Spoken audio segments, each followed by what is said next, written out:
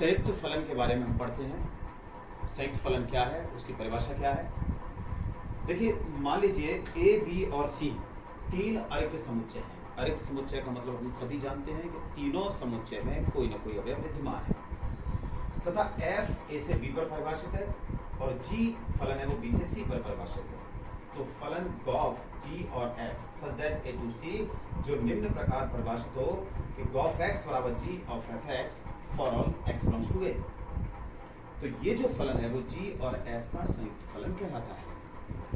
इसे हम चित्र के माध्यम से देखते हैं, मैपिंग करके, कि फलन f a से b पर परिभाषित है, फलन g b से c पर परिभाषित है।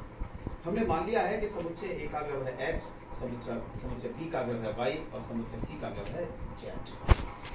चूंकि फलन f a से b पर परिभाषित है इसलिए x का संबंध y से होगा, यानी x का जो प्रतिबिंब है वो y है। x को हम y का पूर्व प्रतिबिंब कहते हैं। क्योंकि g जो है वो b से c पर परिभाषित है इसलिए y का संबंध z से हो गया, यानी y का प्रतिबिंब हो गया z। फलन की परिभाषा से हम जानते हैं कि हम y को fx भी लिख सकते हैं, तो हमने लिख दिया y बराबर fx। इसके पश्चात z बराबर gy, सेम वही प्रोसेस है, फलन की परिभाषा से ही है। यहाँ हमने y का मान यहाँ से रख दिया fx। तो हम ये देखते हैं कि इस समुच्चय यहाँ भी x है और यहाँ भी x है, यानी समुच्चय a का संबंध सीधे सीधे किससे हो गया, c से हो गया। तो एक नया फलन परिभाषित हो गया a से c पर, जिसे हम g और f का संयुक्त फलन कहते हैं। इसको व्यक्त करने के लिए हम इस तरीके से व्यक्त करते हैं g ऑफ f। बच्चों, ये o नहीं है, ये संयुक्त फलन को व्यक्त करने का एक संकेत है। संकेत कैसे है? जैसे अपन सभी जानते हैं कि अगर मान लीजिए कहीं ये लिखा हुआ है 2+3, तो हमें ये बताने की जरूरत नहीं पड़ती कभी कि प्लस का मतलब क्या है। हम स्वतः ही समझ जाते हैं कि 2 और 3 को हमें योगफल करना है, यानी जोड़ना है। इसी तरीके से मान लीजिए कहीं ये लिखा हुआ है 2 गुणा 3, तो हम समझ जाते हैं कि हमें 2 का 3 से गुणा करना है। तो ठीक ऐसे ही जैसे ये जोड़ने के लिए हम इस प्लस चिन्ह का इस्तेमाल करते हैं, गुणा के लिए हम इस चिन्ह का इस्तेमाल करते हैं, तो संयुक्त फलन के लिए हम इस ये छोटा सा जो ओ लग रहा है आपको, इसको इससे व्यक्त करते हैं। इसलिए हम सुविधा के अनुसार इसे गॉफ बोल लेते हैं। एक बात और ध्यान रखनी है आपको कि चित्र के माध्यम से कि जो x समुच्चय a है वो f का प्रांत है, समुच्चय b है वो f का परिसर है, और चूंकि फलन g है वो b से c पर परिभाषित है, तो g का जो प्रांत है वो समुच्चय b है और g का परिसर होगा वो समुच्चय c हो जाएगा। तो हम यहाँ देख सकते हैं कि ये गॉफ यानी g और f का संयुक्त फलन तभी परिभाषित होगा जब f का जो परिसर है वो g के प्रांत का उपसमुच्चय हो। ये तो g और f का संयुक्त फलन है जिसे हम गॉफ से व्यक्त करते हैं। ठीक इसी तरीके से जब f और g का संयुक्त फलन होता है तो हम उसे फॉग से व्यक्त करते हैं, इस तरीके से FOG।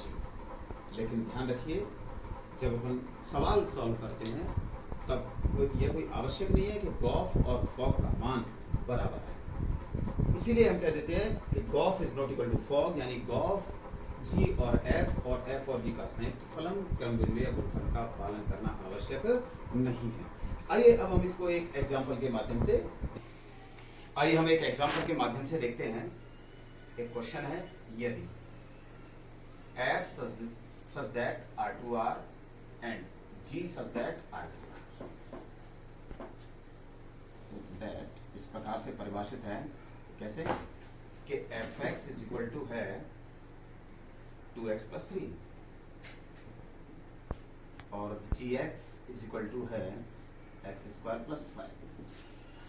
हमें गॉफ यानी g और f का संयुक्त फलन का मान ज्ञात करना है और साथ ही साथ हमें fog x का भी मान ज्ञात करना है।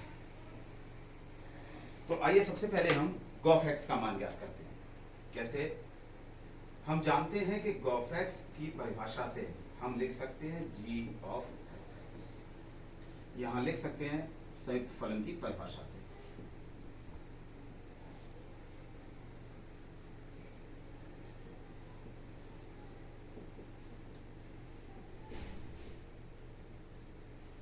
सबसे पहले हम इसे सॉल्व करेंगे।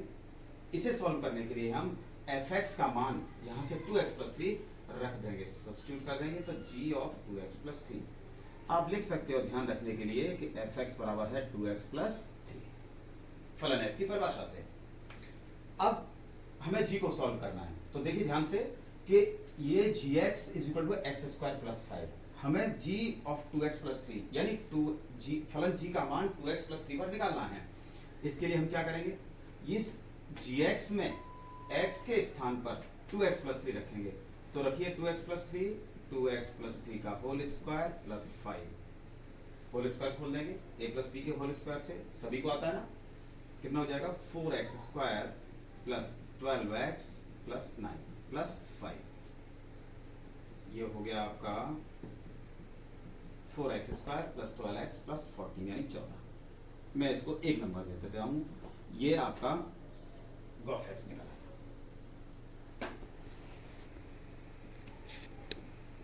आइए अब हम फॉग एक्स निकालते हैं। फॉग एक्स देखिए एफ ऑफ जी एक्स फलन संयुक्त फलन की परिभाषा से इसे हम एफ ऑफ जी एक्स लिख सकते हैं, आप लिखना चाहें तो लिख सकते हैं संयुक्त फलन की परिभाषा से।